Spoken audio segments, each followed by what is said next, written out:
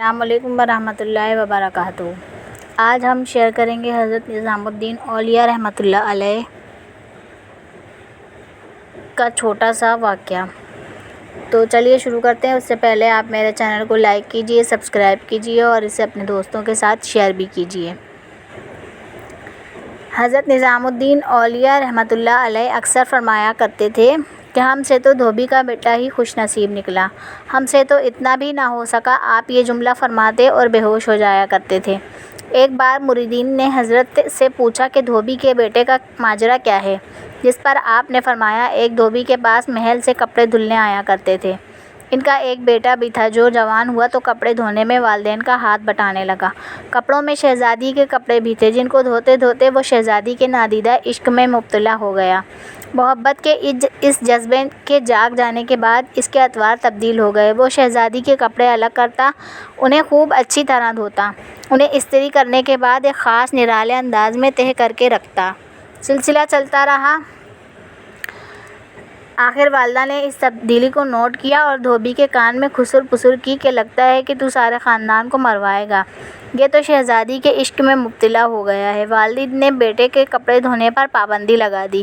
ادھر جب تک لڑکا محبت کے زیر اثر محبوب کی کوئی خدمت بجا لاتا تھا، محبت کا بخار نکلتا رہتا تھا، مگر جب وہ اس کی خدمت سے ہٹا دیا گیا تو لڑکا بیمار پڑ گیا اور چند دن کے بعد فوت ہو گیا۔ ادھر کپڑوں کی دھلائی اور تہہ بندی کا انداز بدلا تو شہزادی نے دھوبن کو بلا بھیجا اور اس سے پوچھا کہ میرے کپڑے کون دھوتا ہے؟ دھوبن نے جواب دیا کہ شہزادی عالیہ میں دھوتی ہوں۔ شہزادی نے کہا پہلے کون دھوتا تھا؟ دھوبن نے کہا کہ میں ہی دھوتی تھی۔ شہزادی نے اس سے کہا کہ یہ کپڑا تہہ کرو۔ اب دھوبن سے ویسے تہہ نہیں ہوتا تھا۔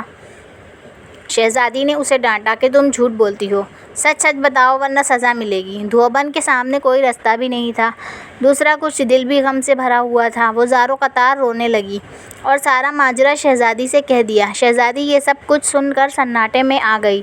شہزادی نے کچھ دیر بعد سواری تیار کرنے کا حکم دیا اور دھوبی کے بیٹے کی قبر پر پھول چڑھانے پہنچ گئی۔ بعد میں ساری زندگی شہزادی کا یہ معمول رہا کہ وہ دھوبی کے بیٹے کی برسی پر اس کی قبر پر پھول ضرور چڑھانے آتی تھی۔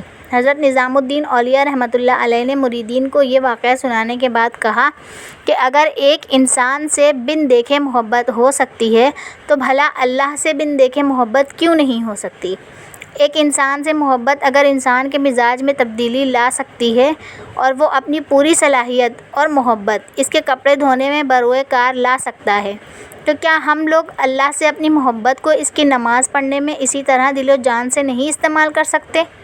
مگر ہم بوجھ اتارنے کی کوشش کرتے ہیں۔ اگر شہزادی محبت سے تہہ شدہ کپڑوں کے انداز کو پہچان سکتی ہے تو کیا رب کریم بھی محبت سے پڑھی گئی نماز اور پیچھا چھڑانے والی نماز کو سمجھنے سے عاجز ہے؟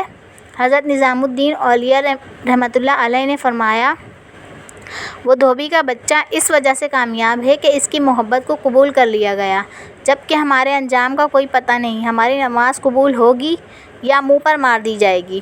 اللہ جس طرح ایمان اور نماز روزے کا مطالبہ کرتا ہے، اسی طرح محبت کا تقاضا بھی کرتا ہے۔ یہ کوئی مستحب نہیں ہے، فرض ہے، مگر ہم غافل ہیں۔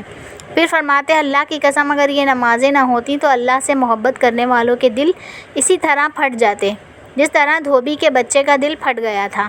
یہ ساری رات کی نماز ایسے ہی نہیں پڑھی جاتی، کوئی جذبہ کھڑا رہتا ہے۔ فرماتے یہ نسخہ اللہ پاک نے اپنے نبی کریم صلی اللہ علیہ وسلم کے دل کی حالت دیکھ کر بتایا تھا کہ آپ نماز پڑھا کیجئے اور رات بھر ہماری باتیں دہراتے رہا کیجئے، آرام ملتا رہے گا۔ اسی وجہ سے نماز کے وقت آپ فرماتے تھے اے بلال ہمارے سینے میں ٹھنڈ ڈال دے اذان دے کر۔ اللہ پاک ہم سب کو نماز پوری محبت اور عقیدت سے پڑھنے کی توفیق عطا فرمائے، ہمیں اس کی محبت کا حق ادا کرنے کی توفیق عطا فرمائے جس طرح کہ اس کا حق ہے، اور ہمیں سیدھے راستے پر چلنے کی توفیق عطا فرمائے، ہم سب کو نیک سیرت بنائے۔ یقیناً ویڈیو آپ سب کو بہت پسند آئی ہوگی، تو ملتے ہیں نیکسٹ ویڈیو میں۔ اللہ حافظ۔